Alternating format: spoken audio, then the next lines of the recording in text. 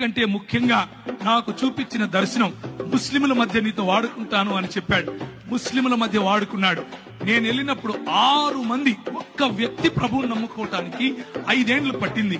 ఆ తర్వాత 6 మంది 6 సంవత్సరాలు నాతో వాగ్వివాదం చేస్తూ వచ్చారు.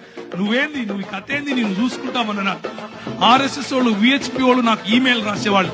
నువ్వు ఏ మార్గం గుండా వెళ్తున్నావో మాకు తెలుసు, నువ్వు ఎట్లొస్తావో మాకు తెలుసు, నువ్వు ఎప్పుడు ఇంటికి చేరకుండా ఎప్పుడు సస్తావో కూడా నీకు తెలియకుండా చేస్తాం అని అనేవారు. ఇలాంటి పరిస్థితి.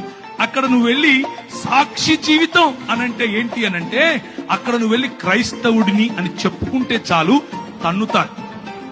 క్రైస్తవుడిని అని చెప్పుకుంటే చాలు చెప్పుతో కొడతారు. అలాంటి పరిస్థితులు. కానీ స్టెఫెనును ఆశీర్వదించినట్లుగా, స్టెఫెనుకు వాక్ చాతుర్యం ఇచ్చినట్లుగా, స్టెఫెనులో వాక్ ప్రభావం ఇచ్చినట్లుగా, స్టెఫెనును ఏ విధంగా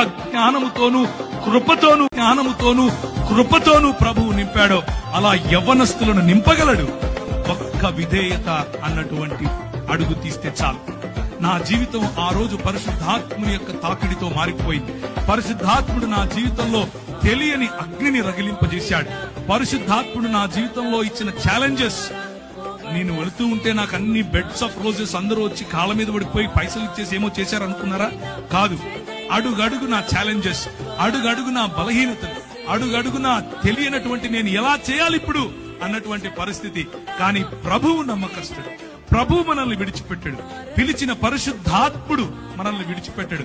మనల్ని అభిషేకించిన పరిశుద్ధాత్ముడు ఎక్కడెక్కడ నీకు ఏ పరీక్షలు పెడుతున్నాడో ఆ పరీక్ష ఉత్తీర్ణుడైనటువంటి మరుక్షణం తన ప్రత్యక్షతనిస్తాడు.